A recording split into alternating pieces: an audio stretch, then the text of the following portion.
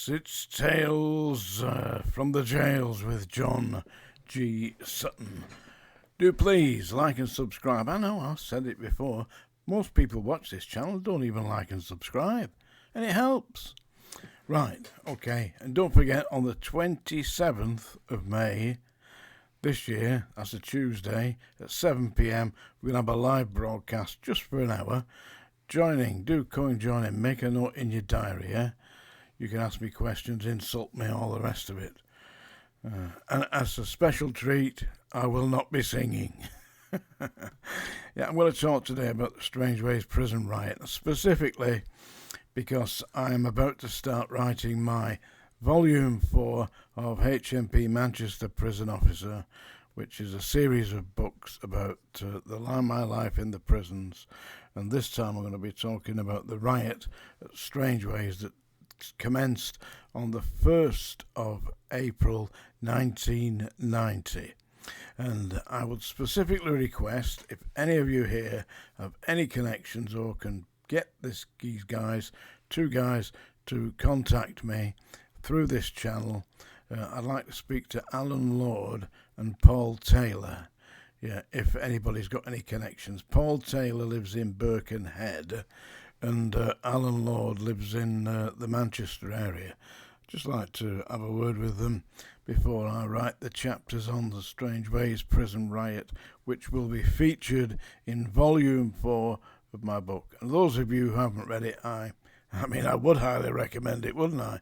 But there's a connection down below, and I specifically like the way they've done the audible versions, the audio version of the book.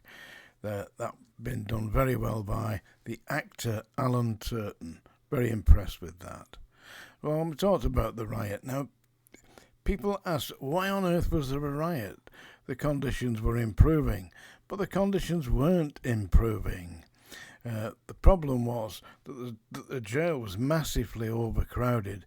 It had a capacity of 970, and on the day of the riot, the actual prison population was 1,670. So you can see that it was massively overcrowded. There were 3 to a cell. There were no internal sanitation. They were slopping out, and the majority of prison time was spent behind the door. So you can imagine being locked in a cell, 12 foot by 6 foot, 8 foot, something like that. Not very big. And there were 3 of you in there. 2 of you're strangers, you don't know who these people are. Someone could be coming down on drugs, someone could be alcoholics, someone could be actually violent, some of them could be actively engaging in same-sex activities and trying to involve you. I dealt with a number of that on the occasions where inmates had raped their cellmates. Very dangerous thing. A number of people were seriously injured in that pursuit. And basically the whole jail was being run on the fear of the block, or it certainly was immediately prior to the governorship of Brendan O'Friel. Brendan O'Friel was the governor on the day of the riot, and famously stated on television, "There has been an outbreak of evil." Now, I know that a number of the inmates said, yes, there was an outbreak of evil, but it wasn't the inmates, it was the staff.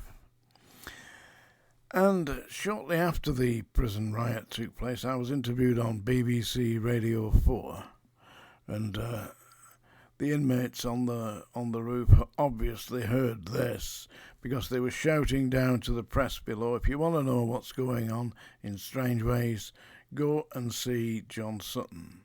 And subsequently, the press turned up at my house. They found me, and I was interviewed on national television numerous times, featured on one of their features. I think it was called Brass Tacks or something like that for BBC. I was featured on Granada TV and all over the place. And the editor of The Guardian asked me to write a feature, which I did. It was called Loose Screws, and I've previously discussed this. So I am now writing about my involvement in the Strangeways prison riot, which I wasn't working there at the time, but I offered an opinion, and the subsequent inquiry into the causes of the prison riot was held by Lord Justice Wolfe, and I made an extensive written submission to Lord Justice Wolfe explaining that you couldn't treat people the way that the prison service was treating people, and indeed the regime at Strangeways was, during my time there, rather brutal, and it ran on the power of the block and the fear that the inmates had of arriving down there shoulder high and being slung into one of the empty cells and meeting the likes of the school bully and the black dog, the Chinese money box, etc. And that's how it was. And of course, once they got down there, then all manner of atrocities were being practiced. I hate to say it, but I did see it and intervened on one occasion, at great risk to myself, I might add, where certain members of the block were kicking a naked man around the landing. And it didn't do me any good, I can tell you that, because when I went to get the senior medical officer to examine this man who had, in my opinion, been quite seriously injured, he turned to me and he said, "I can't see anything wrong with this man, Mr. Sutton. I think you're just wasting my time." He couldn't see anything wrong, but the guy had his teeth kicked out. He had bleeding from the head. He was covered in bruises, and boot polish from the staff was embedded into his body. But the medical officer couldn't see anything wrong with him.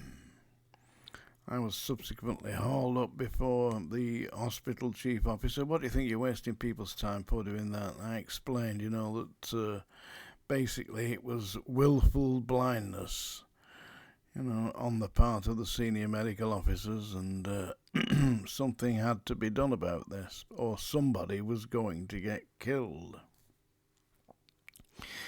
I think that somebody could have been me. Because after that, every time I went down there, they said, "Right, you bastard, who do you think you are, goody two-shoes little bastard," and all that nonsense, I wasn't that little, believe me.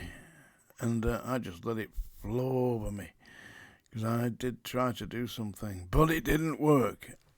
Anyway, here I am some years later. 45 years later since the prison riots. Wow. 1990, 45 years later. Wow. Over 45 years now, isn't it? So I'm going to write about that in volume 4 of my books, series of books, HMP Manchester Prison Officer, and I sincerely hope that you'll read them. They're going to be a testament in the years to come, when Strangeways is a museum and I am just a memory. The books will be there as testament to the fact that Strangeways was a living hell. And that's time of day, folks. Do please like and subscribe. Comments down below. I like your comments, And don't forget, if anybody knows where Alan Lord is and can get me a number or a contact or an email address, or Paul Taylor, do that. I'd like to interview them for my next book. Yeah, it's the song dinger. I know it strikes terror into the hearts of grown men. There you are, you've had your final warning. Here's a nice little song. It's a Johnny Cash song. Well, this is not just Johnny Cash, but this is the way Johnny Cash sang it. It's 40 Shades of Green. So by the time I finished it, I reckon quite a few of you who were hanging on for the pure torture will be looking fairly green. Seriously. Oh, by the way, I'm going away on holiday tomorrow, so it may be a little while before I broadcast again. But don't forget, on the 27th of May, I'll be here 7 p.m. We do a live broadcast. 40 Shades of Green. Let me just clear my throat. What a stupid boy you are. I close my eyes and picture the emerald of the sea, from the fishing boats at Dingle to the shores of Donadee. I miss the River Shannon and the folks at Skibbereen, the moorlands and the meadow with their 40 shades of green.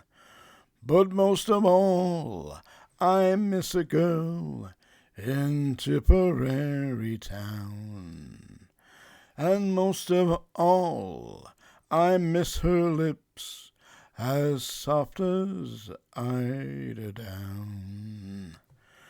Again I want to see and do the things we've done and seen, where the breeze is sweet as Shalimar, and there's 40 shades of green.